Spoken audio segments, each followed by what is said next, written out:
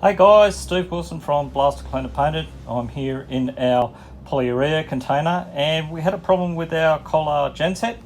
What it was the actual controller here that you can see. Yeah, it got a little bit damaged.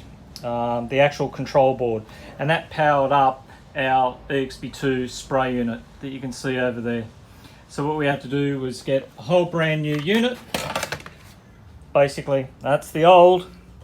And going into here, you can see that's the new.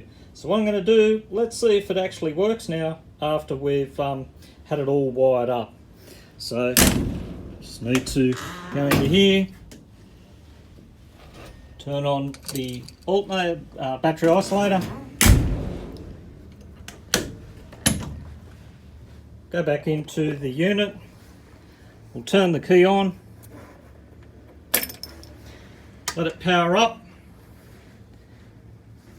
Once it's all done, it's initializing. Hold the button down.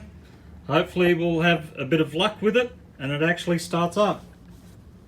Hope to God. Yeah, that'd be good.